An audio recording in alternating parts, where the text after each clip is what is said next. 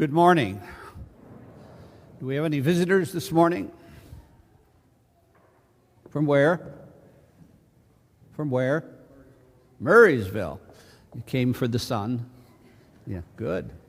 Anybody else? From where? You don't remember? Where'd you come from?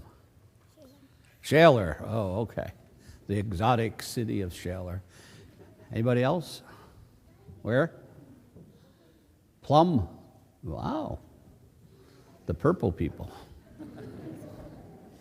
Anybody else? Okay, well, welcome to all of you today. I'd like you to take your books and open up to 1083 and then flip the page to the second reading and to the third reading. And just kind of keep your finger there for a moment. Can't do it if you don't open the book. You got to actually pick a book up and open it. That makes it much easier to read. Okay. Now, in the gospel story today, it's a continuation of last week's gospel. Jesus goes home to his home parish. And he's gotten a little bit of a reputation for being a preacher and a healer. And he comes home to his home synagogue, and they say to him, "Why don't you say something this morning?" So he stands up, as we heard last week in the gospel, and he unrolls the scroll, and he reads the passage. Then he sits down, and he says, "This passage has been fulfilled in your hearing." And they don't think much of that, but then he continues. And as he continues, he says, you're not going to be able to hear me because I'm one of you. You're not going to be able to hear what I have to say because a prophet's never appreciated in his own land. And then he tells two stories from their own history. One about the prophet curing the leper who was a foreigner rather than the lepers who were one of them, and the other one about the woman who needed bread. And they all of a sudden take to heat and say, what are you trying to accuse us of? You don't like us very much. You're accusing us of lack of faith and all kinds of things. And they all got whipped up into a fury, just like yourselves. See the energy here? Would that you could get whipped up into a fury. That would make me most happy. But anyway, they did get whipped up into a fury, and they threw him out of the synagogue, and they led him to the brink of the hill. And if you've ever been to Nazareth, you know that it is built on a cliff.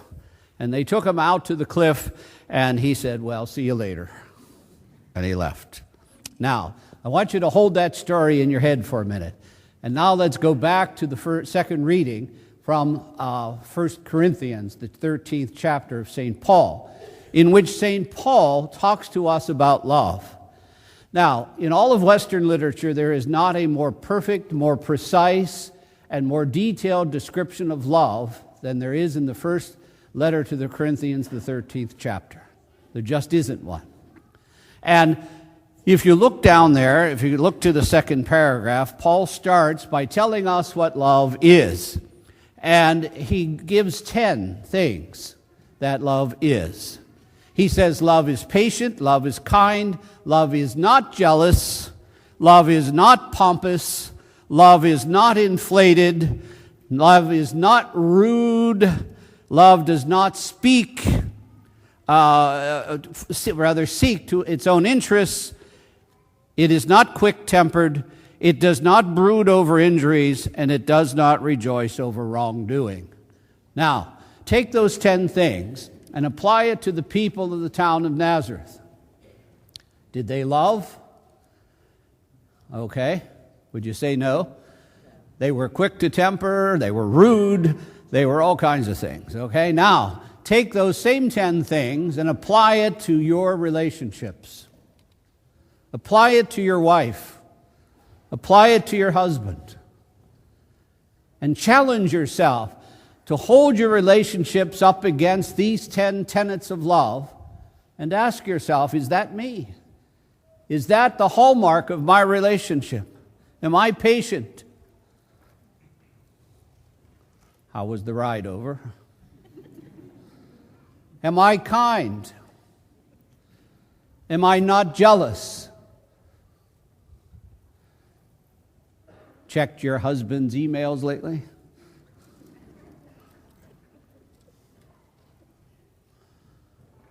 Checked your wife's telephone lately?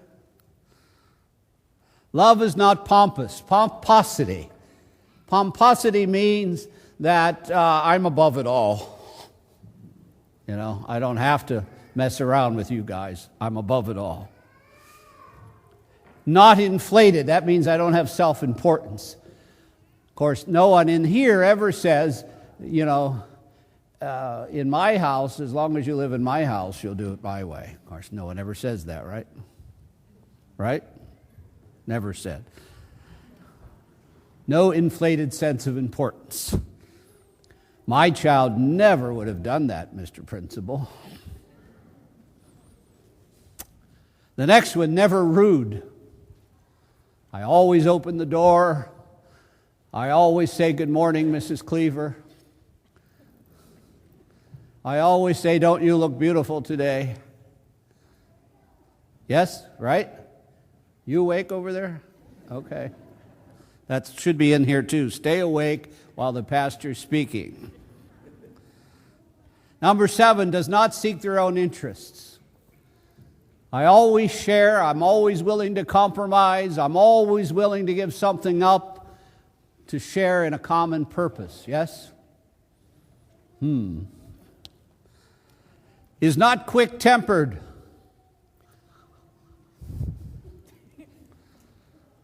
Sure, come into traffic. Is not quick-tempered. Oh, don't worry, Mrs. Walmart cashier. Take your time.